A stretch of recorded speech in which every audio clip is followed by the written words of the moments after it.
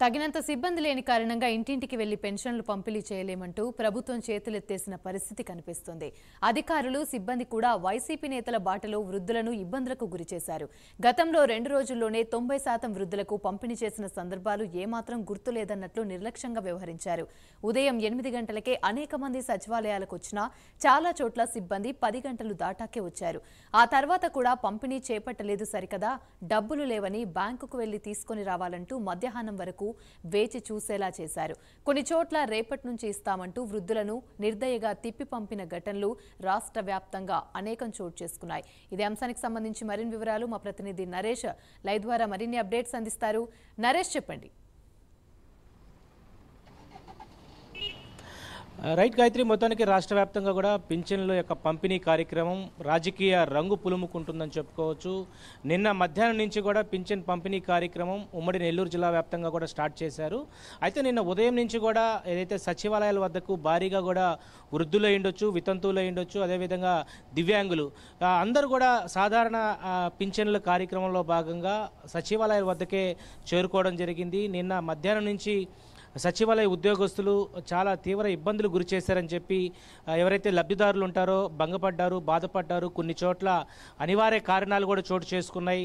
ఎండ తీవ్రత భారీ స్థాయిలో ఉమ్మడి నెల్లూరు జిల్లా వ్యాప్తంగా 40 డిగ్రీల సెల్సియస్ ఉష్ణోగ్రతలు నమోదు కావడంతో సచివాలయాల వద్దకు రాలేక అనేక ఇబ్బందులు అయితే ఎదుర్కొన్నారు. ఒకవైపు ఏదైతే ఇప్పుడున్నటువంటి ప్రభుత్వం చేసినటువంటి చర్యల వల్లే ఈరోజు సచివాలయాల వద్దకి పింఛన్లు తీసుకురావాల్సి వచ్చిన పరిస్థితి ఏర్పడిందని చెప్పి ఇటు టీడీపీ అంటుంది. మరోవైపు వైసీపీ నాయకులు మాత్రం టీడీపీ చంద్రబాబు నాయుడు లేఖ రాయడం పట్లే, టీడీపీకి సంబంధించినటువంటి కొంతమంది నేతలు లేఖ పేర్కొనడం బట్టే ఈరోజు ఎవరైతే వాలంటరీ వ్యవస్థ ఉందో ఆ వాలంటరీ వ్యవస్థని వెనక్కి తీసుకోవడం పట్లే ఎంతటి ఘోరాలు జరుగుతున్నాయి, ఎంతోమంది వృద్ధులు చనిపోతున్నటువంటి పరిస్థితులు మనం చూస్తూనే ఉన్నామంటూ వైసీపీ ఒకవైపు ప్రచారం చేసుకుంటుంది. ఓవరాల్గా చూసుకుంటే రాష్ట్ర వ్యాప్తంగా పింఛన్ పంపిణీ కార్యక్రమం ఇప్పటి వరకు ఈ యొక్క 4 సంవత్సరాల 8 నెలల కాలం పాటు కూడా పూర్తి స్థాయిలో ఇళ్ల వద్దకే వెళ్ళినటువంటి పింఛన్ పంపిణీ కార్యక్రమం ఇప్పుడు కోడ్ ఉన్న నేపథ్యంలో వాలంటరీ వ్యవస్థను ఎన్నికల ఈసీ ఇచ్చిన నిబంధనల ప్రకారం వెనక్కి తీసుకోవడం. అయితే ఇప్పుడున్నటువంటి ప్రభుత్వం ఖచ్చితంగా కూడా ఇళ్ల వద్దకే ఇచ్చేటువంటి ప్రక్రియ చేపట్టాల్సినటువంటి అవసరం ఉందని చెప్పి టీడీపీ నేతలు మాత్రం చెప్తున్నప్పటికీ కూడా ఉద్యోగస్తులు మా వద్ద తక్కువగా ఉన్నారు, ఇళ్ల వద్దకి వెళ్ళలేమనేటువంటి పరిస్థితిలో సచివాలయం వద్దకే వచ్చి వృద్ధులు కానీ, దివ్యాంగులు కానీ, వితంతువులు కానీ వీళ్ళందరూ కూడా సాధారణ పింఛన్లు తీసుకోవాలంటూ చెప్పి ఒక ఏదైతే ప్రస్తుత డిమాండ్ అయితే ముందుకు కొనసాగుతుంది. ఈ నేపథ్యంలోనే సచివాలయాల వద్దకు భారీగా వృద్ధులు చేరుకుంటున్నారు. ఎండ తీవ్రత ఒకవైపు వాడి వేడిగా ఉంటే ఇటు వృద్ధులు వచ్చేటువంటి తరుణంలో దాదాపు 10 కిలోమీటర్ల దూరం నుంచి కూడా మరి కొంతమంది వేరే ప్రాంతాల్లో నుంచి మరో ప్రాంతానికి రావడం పట్ల ఈ యొక్క ఎండ తీవ్రత దాడికి కూడా చాలామంది వృద్ధులు నిన్న నెల్లూరు జిల్లాలోనే ఉమ్మడి నెల్లూరు జిల్లాలో సూలూరుపేటలో ఒక ప్రాంతంలో ఒక మహిళ వృద్ధురాలు చనిపోయింది. అదేవిధంగా ఉదయగిరి వింజమూరు మండలం సంబంధించినటువంటి మరో మహిళ నిన్న ఎవరైతే ఆ మహిళ అక్కడికి వెళ్ళడం సచివాలయం వద్దకు వెళ్ళి ఎండ తీవ్రతకు కూడా వడగాల్పులు తీవ్రతకు కూడా ఈరోజు ఉదయం చనిపోవడంతో ఒక్కసారిగా ఉమ్మడి నెల్లూరు జిల్లా వ్యాప్తంగా కూడా 2 నుంచి 3 మృత్యువాత ఒక్క రోజులోనే పడడంతో చాలా వరకు కూడా ఇది ఒక బాధాకరమైనటువంటి సంఘటనగా మనం చూసుకోవచ్చు. ఎందుకంటే ఖచ్చితంగా ఉద్యోగస్తులు, సచివాలయ ఉద్యోగస్తులు కలిసి ఇళ్ల వద్దకే వెళ్ళి పింఛన్లు పంపిణీ కార్యక్రమం చేయొచ్చు. కానీ ఇక్కడ ఏదైతే ప్రస్తుతం ఈ యొక్క ప్రభుత్వం తీసుకున్నటువంటి నిర్ణయాలకు సచివాలయాలకే వృద్ధులు అయ్యుండొచ్చు, వితంతువులు అయ్యుండొచ్చు, దివ్యాంగులు అయ్యుండొచ్చు ఈ యొక్క సాధారణ పింఛన్లు ఇక్కడికి వచ్చే తీసుకోవాలంటూ కూడా ఒక హుకుం జారీ చేస్తున్నట్లుగా ఒకవైపు లబ్ధిదారులు పేర్కొంటున్నారు. ఏదేమైనా కూడా ప్రస్తుతం రాష్ట్రంలో ఈ యొక్క రాజకీయ రంగు పులుముకుంటున్నటువంటి నేపథ్యంలో లబ్ధిదారులు మాత్రం తీవ్ర శోకం ఏర్పడుతుందని చెప్పుకోవచ్చు. ఎందుకంటే అనేక మంది ఆవేదన చెందుతున్నారు, ఆందోళన చెందుతున్నారు. ఉదయం 10 గంటల నుంచి ఇటు సాయంత్రం 7 గంటల వరకు కూడా సచివాలయాలకి వృద్ధులు రావడం, ఉదయం 7 గంటల నుంచే ఎండ తీవ్రతగా ఎక్కువగా ఉండడం, మధ్యాహ్నం 4 గంటల వరకు కూడా 6 గంటల వరకు కూడా ఈ యొక్క ఎండ తీవ్రత వాళ్ళు బయటే ఉండడం పట్ల అనేక ఇబ్బందులు ఎదుర్కొంటున్నారు. కొంతమంది మృత్యువాత పడినటువంటి పరిస్థితి మనం చూస్తూ ఉన్నాం. దీన్ని పూర్తి స్థాయిలో రాష్ట్ర ప్రభుత్వం నెక్స్ట్ నెల నుంచి అయినా ఏదైతే ఏప్రిల్ మే నెలలో ఈ 2 నెలల్లో ఇలాంటి పరిస్థితులు ఉంటాయి కాబట్టి ఇళ్ల వద్దకే ఇచ్చేటువంటి ప్రక్రియను ప్రస్తుతం సర్ఫ్కి సంబంధించినటువంటి సీఈఓ ఎవరైతే ఉంటారో దీనికి సంబంధించినటువంటి పూర్తి గైడ్లైన్స్ ఇవ్వాలంటూ కూడా ఒక సందేశం అయితే ఎవరైతే పింఛన్ లబ్ధిదారులు ఉంటారో వాళ్ళు చెప్తున్నారు. ఒకవైపు ఉమ్మడి నెల్లూరు జిల్లా వ్యాప్తంగా మనం చూస్తే ఇంకా పింఛన్ల కార్యక్రమం స్టార్ట్ అవుతూ ఉంది. నిన్న ఒక్క రోజుకు మాత్రం 20% మాత్రమే పింఛన్లు ఇవ్వడం జరిగింది.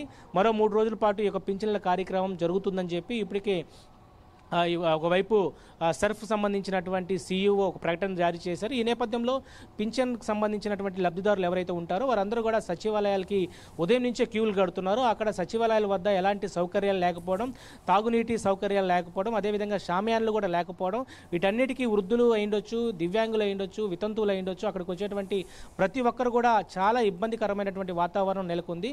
ఇప్పటి వరకు ప్రభుత్వం ఇళ్లకే యొక్క పింఛన్ పంపిణీ కార్యక్రమం చేసింది కదా, ఇప్పుడు ఏం వచ్చిందంటూ కూడా ఒకవైపు ప్రజలు అక్కడ ఉన్నటువంటి కొంతమంది లబ్ధిదారులు ఆవేదన చెందుతున్నారు. ఎందుకు ఇలాంటి చర్యలకు చేపడుతున్నారు? ప్రభుత్వాలపైన కక్షలు ఉంటే వాళ్ళ యొక్క రాజకీయాలకు సంబంధించినటువంటి ముందుకు పోవాలి, కానీ ఈ విధంగా ప్రజలని ఇబ్బందికరమైనటువంటి వాతావరణంలోకి దించుతారా? ఇలాంటి చర్యలకు చేపట్టడం అనేది హేయమైన చర్య అని చెప్పి ఒకవైపు లబ్ధిదారులతో పాటు టీడీపీకి సంబంధించినటువంటి నేతలు కూడా ఆరోపిస్తున్నారు. ఏదేమైనా కూడా వైఎస్ఆర్సీపీ ప్రభుత్వం ఇలాంటి నిర్ణయం తీసుకోవడం చాలా ఏదైతే హేయమైనటువంటి చర్యగా భావిస్తున్నారు. రాష్ట్ర వ్యాప్తంగా ఇలాంటి మొత్తం మీద అన్ని సచివాలయాల్లో ఉదయం నుంచి కూడా ఈ యొక్క సచివాలయాల వద్దకు భారీగా క్యూలు కడుతున్నారు. వృద్ధులు అయ్యుండొచ్చు, వితాంతులు, అదేవిధంగా దివ్యాంగులు సైతం కూడా ప్రతి ఒక్కరు సచివాలయాల వద్దకు వచ్చి వేచి చూస్తూ పడిగాపులు కాస్తున్నటువంటి పరిస్థితులు ఉన్నాయి. మొత్తానికి రాష్ట్ర వ్యాప్తంగా మరో 3 రోజుల పాటు ఈ యొక్క పింఛన్ కార్యక్రమం ఎలా జరగబోతాయో, ఎలా ఉండబోతాయో అనేది మాత్రం అందరూ కూడా వేచి చూడాల్సినటువంటి అవసరం అయితే ఉంది. ఇది మొత్తం మనకి ఉమ్మడి నెల్లూరు జిల్లా వ్యాప్తంగా పింఛన్ల యొక్క కార్యక్రమంపై updates. Right, thank you.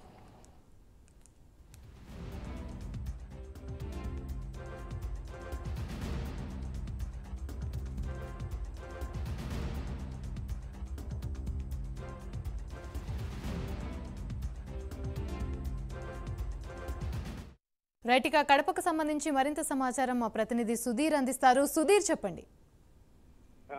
Good afternoon Yamini. ఏదైతే గత 2 రోజుల నుంచి చూసుకుంటే గనక వృద్ధులకు, అలాగే వికలాంగులకు, అలాగే అవ్వాతాతలకు కూడా పూర్తి స్థాయిలో రావాల్సిన పింఛన్ సంబంధించి అయితే గనక పూర్తి స్థాయిలో కూడా కడప జిల్లా వ్యాప్తంగా, అటు అన్నమయ్య జిల్లా వ్యాప్తంగా కూడా పూర్తి స్థాయిలో కూడా అవలు తాతలు కూడా ఇబ్బంది పడుతున్న పరిస్థితి అయితే ముఖ్యంగా చూసుకుంటే గనక ఏదైతే వైఎస్ జగన్మోహన్ రెడ్డి ప్రభుత్వం దాదాపుగా ఇప్పటికే అవల్ తాతలకు పింఛన్ ఇవ్వాల్సిన నేపథ్యంలో కూడా వాళ్ళు వాలంటీర్ల ద్వారా ఇస్తామన్న నేపథ్యంలో కూడా అటు హైకోర్టు నుంచి ఉత్తర్వులు రావడంతో కూడా దీనికి తెరపడిందని చెప్పుకోవచ్చు. అయితే నేపథ్యంలో నిన్న ఉదయం నుంచి కూడా అవలు తాతలు కూడా సచివాలయాలు, అలాగే మరో పక్క చూసుకుంటే గనక ఏదైతే మొత్తంగా సచివాలయాల వద్ద పెద్ద ఎత్తున క్యూ నిలబడిన పరిస్థితి ఉంది. అయితే ఈ నేపథ్యంలో కొన్ని చోట్ల చూసుకుంటే గనక ఇప్పటికీ ఆ సచివాలయాలకు బ్యాంకు దగ్గర నుంచి కూడా డబ్బులు రాని నేపథ్యంలో కూడా మరోపక్క ఏదైతే ప్రభుత్వ యంత్రాంగంగా కూడా డబ్బులు లేవు అనే నేపథ్యంలో కూడా వాళ్ళు నిన్న ఉదయం నుంచి కూడా దాదాపుగా సాయంత్రం 7-8 టైం వరకు కూడా వాళ్ళందరూ కూడా సచివాలయ వద్దగా వెయిట్ చేసిన పరిస్థితి. అయితే నిన్న దినం ఎవరికి పింఛన్ రాకపోవడంతో కూడా ఈ రోజు మళ్ళీ అందరూ కూడా